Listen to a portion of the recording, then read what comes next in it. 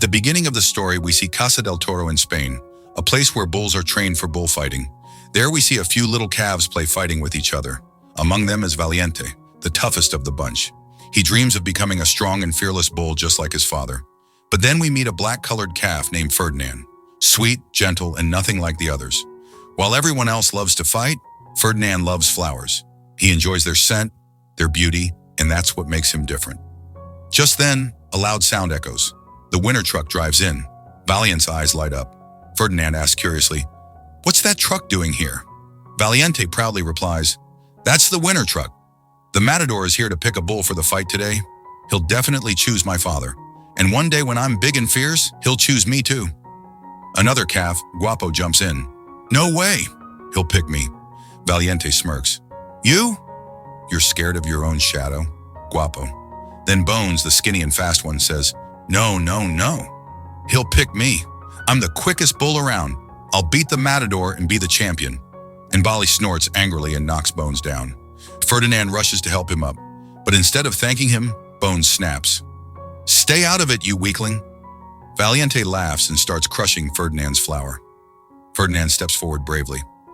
"You can hurt me if you want, but please don't hurt the flower." Just then, the grown bulls walk into the arena, Valiente's father and Ferdinand's father, Raf. The matador watches closely, deciding who will enter the ring. A fierce battle begins between the two bulls. Both are strong and brave, but Raf, Ferdinand's father, wins the fight. The matador points to him. Raf has been chosen. That evening, Raf meets Ferdinand and says gently, "The matador chose me, son." Every bull dreams of going into the ring and coming out a winner. "Don't be sad, I'll be back soon." Ferdinand looks down and whispers, "But Dad, I don't dream of fighting. I don't like it." Raf smiles. "Someday when you're older, your dreams will change. You'll be stronger than me. And when you enter that ring, you'll be the champion." Ferdinand shakes his head. "I don't want any of this." Raf sigh.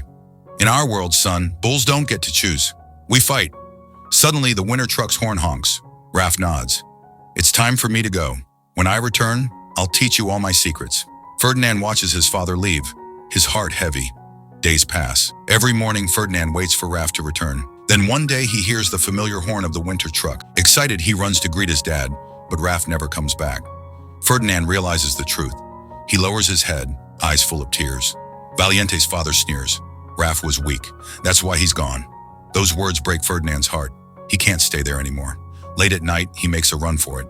Workers chase after him, but Ferdinand jumps onto a moving train and escapes. The train stops deep in the countryside. It's raining hard, cold, lost, and scared.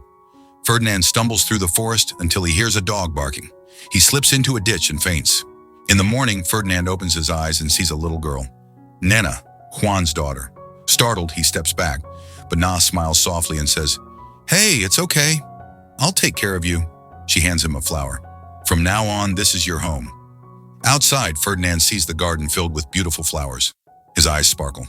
From that day, Ferdinand and Nena become inseparable. They eat together, play together, even nap side by side. Time flies. Ferdinand grows big, huge in fact. But inside, he's still the same gentle soul. He and Nena sing, dance, and have the best time together. One morning, Ferdinand wakes up extra happy. It's the day of the flower festival. Every year, Na takes him with her, but this time Juan stops her. He's not a little calf anymore.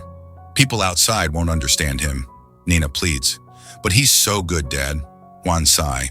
"The world won't see his goodness, Nena. They'll only see his size." Sadly, Na agrees for his own safety. She hugs Ferdinand. "I'm sorry, buddy. I'll bring you the prettiest bouquet." Okay, then she leaves with her dog, Paco.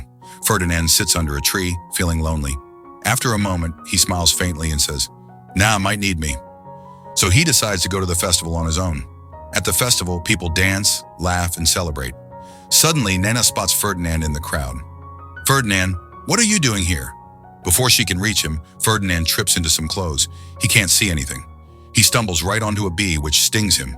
In pain, Ferdinand goes wild, running, crashing into stalls, scattering flowers everywhere.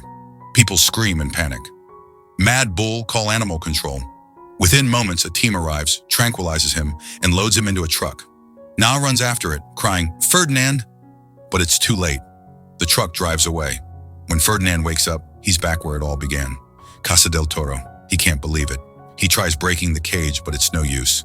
Then a goat named Lupe enters, the calming coach for bulls. She grins.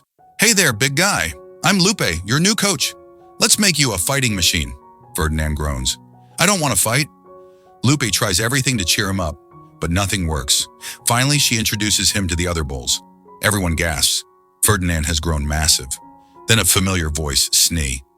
"Didn't think you'd ever come back," Ferdinand replies quietly. "Neither did I." Valiente smirks. "So that's it, huh?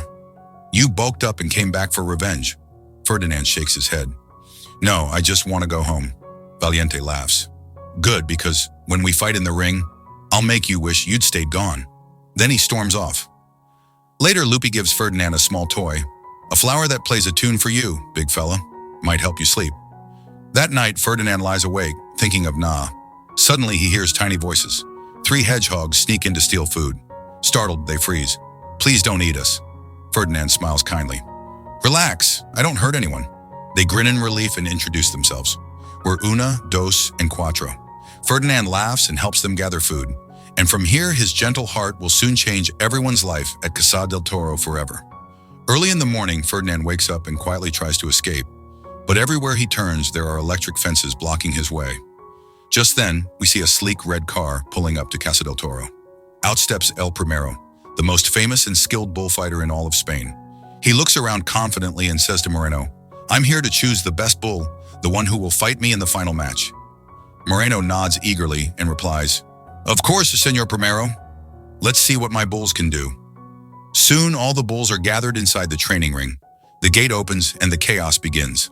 Every bull charges and fights fiercely except one, Ferdinand. He stands still, calm and peaceful, refusing to hurt anyone. Meanwhile, Valiente and Guapo lock horns, fighting hard. Valiente smirks and says, "Hey, Guapo, look at him, the El Primero." Guapo turns his head, and the moment he sees the matador's cold, sharp eyes, he freezes, then thud. He faints right there in the ring. Ferdinand rushes over to help Guapo, but in the confusion, all the other bulls crash into him and fall. Dust flies everywhere. The whole thing turns into a mess. El Primero frowns and mutters angrily, "A true bull needs strength and grace. These bulls have neither." Moreno panics and says, "Please give them one more chance." El Primero shakes his head. "My final fight is in 2 days. I need a champion, not a disaster." Later, the workers load poor Guapo onto a truck headed for the slaughterhouse. Guapo smiles proudly, not realizing the truth. "He picked me. I knew I was the best." Ferdinand watches, heartbroken. He turns to Valiente and says, "This is your fault." Valiente snorts, "You've been gone too long, flower boy. Things have changed here. Now it's simple. You're either special or meat." And with that, he walks away. Ferdinand lowers his head, missing Nena more than ever. Far away, Nena also misses him deeply. That night, Ferdinand hears quiet sobs. It's Bones. "Guapo was my best friend," Bones says sadly. "I told him not to be afraid, but he never could control his fear. And now he's gone. If we don't want to end up like him, we'll have to fight." The next morning, all the bulls are training hard except Ferdinand. Then Angus, the shaggy bull with long hair over his eyes, leans in and whispers, "Hey, between you and me, I can't see a thing." "That's why I'll never win." Ferdinand smiles and gently lifts Angus's hair with his tongue. Angus blinks and suddenly he can see everything. His eyes widen with joy. "Wow, it's beautiful. Thank you, big guy." He looks around, admiring the bright world he'd never truly seen before. Just then, Lupe, the coaching goat, walks in. She sighs. "Ferdinand, stop helping everyone else. You got to focus on your training. Think of bullfighting like a dance." Before Ferdinand can answer, laughter erupts nearby. A group of show horses from the next arena are mocking the bulls. "Dance?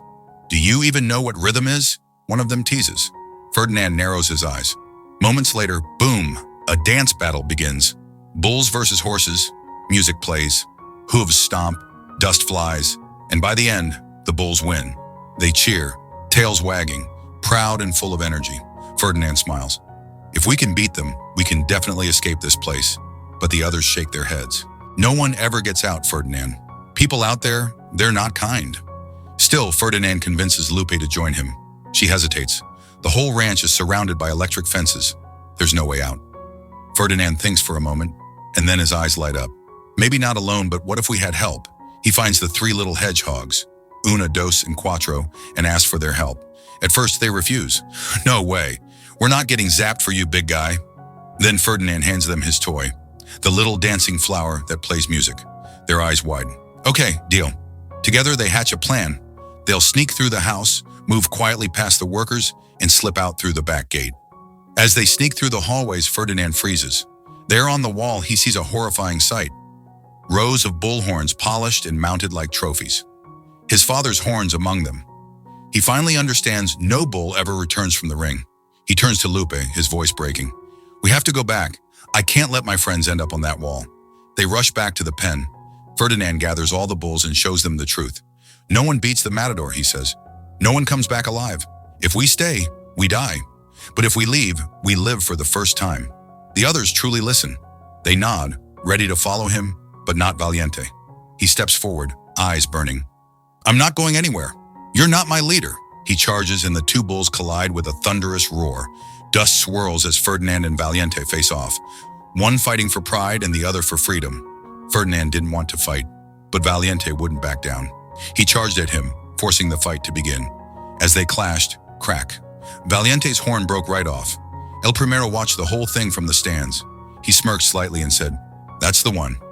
I'll fight him tomorrow. And just like that, Ferdinand was chosen for the big fight, while Valiente was sent to the slaughterhouse. Ferdinand felt awful for him. He couldn't let Valiente die, so he gathered his friends and made a plan to rescue him. Machina, the mechanical bull, broke through the electric fences. Meanwhile, the others trapped the three arrogant horses inside a stall so they couldn't stop them. Then Ferdinand ran toward the slaughterhouse. Inside, he found Valiente standing alone, broken. Come on, Ferdinand said gently. Let's get out of here. But Valiente shook his head, eyes down. I'm useless now. My horn is broken. I'm not worth saving. Ferdinand looked at him firmly and said, You don't need horns to matter. Come with us out there. No one gives orders. You'll be free to do whatever you want. Just then, a faint voice echoed through the room. Ferdinand, over here. It was Guapo. He was still alive. Ferdinand's eyes widened. He ran toward him, but suddenly the cutting machine came to life. The spinning blades roared closer and closer. Ferdinand tried to stop it, but it was too strong. At the last second, Valiente charged in and jammed a metal rod into the gears. The machine screeched to a stop. The three of them, Ferdinand, Valiente, and Guapo, ran for their lives, bursting through the exit. They crashed straight into a truck outside. Moments later, the rest of Ferdinand's friends arrived, overjoyed to see Guapo alive. But all the noise woke up the entire ranch. Time to move, Ferdinand shouted. He helped everyone climb onto a truck. And then the hedgehogs, Una, Dos, and Cuatro took the driver's seat. The little trio yelled, Hold on tight! The truck zoomed forward, bumping and skidding across the road. Moreno's men jumped into their own vehicles and gave chase. It turned into a wild, chaotic chase. Hedgehogs swerving, bulls holding on for dear life. At one point, they even rammed Moreno's car, sending it spinning off the road. But soon, traffic ahead brought them to a stop. Moreno's men caught up. Ferdinand and his friends leapt out and ran across the busy streets, dodging cars, horns blaring everywhere. They raced through the city, leaving a trail of chaos behind. Finally, they reached the train station.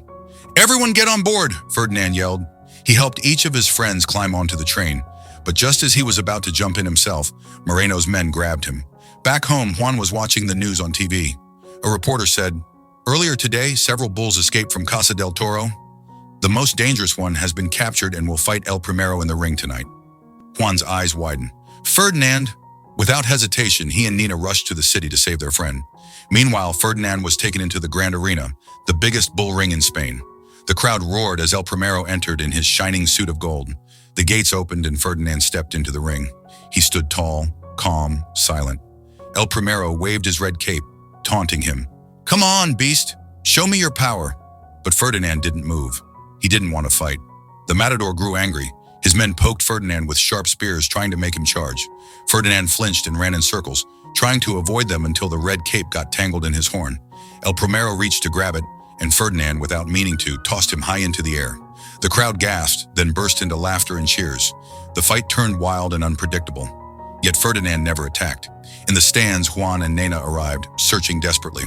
El Primero, humiliated, grew furious. He lunged again and again, but Ferdinand dodged every single move. Then the matador struck Ferdinand's leg with his sword, drawing blood. Ferdinand roared, his eyes filled with pain and anger. He lifted El Primero high above his head, ready to strike. But then he saw a flower lying on the ground. A simple red flower, just like the ones Nana used to give him. His expression softened. He remembered home. He remembered peace. He gently set El Primero back on the ground and sat down. The crowd went silent. Ferdinand lowered his head, calm and still, showing the world that strength isn't about violence. El Primero grabbed his sword again, ready to strike. But the people in the stands began to shout, "Don't do it! Don't hurt him! Let him live!" The chant grew louder and louder until the entire arena was filled with voices calling for mercy. El Primero froze, then slowly dropped his sword. The crowd erupted into applause. Juan and Nana ran into the ring. When Ferdinand saw them, his eyes filled with tears. They rushed toward each other and finally they embraced. The audience cheered and threw flowers from the stands, covering Ferdinand in petals. Moments later, Ferdinand's friends came running into the arena. They were all safe and overjoyed. Even Moreno smiled as he watched them reunite. He decided to let them all go and took them back to Na's farm where they truly belonged. There, surrounded by love, peace, and flowers, Ferdinand finally found the life he'd always dreamed of. A life where even the biggest bull could have the gentlest heart. And that is the story of Ferdinand, the gentle giant who proved that true strength doesn't come from fighting, but from staying kind no matter what. He showed the world that being different isn't a weakness. It's what makes you special. So if you believe in kindness, courage, and following your own heart, then don't forget to hit that subscribe button, because more stories like this one are waiting just for you.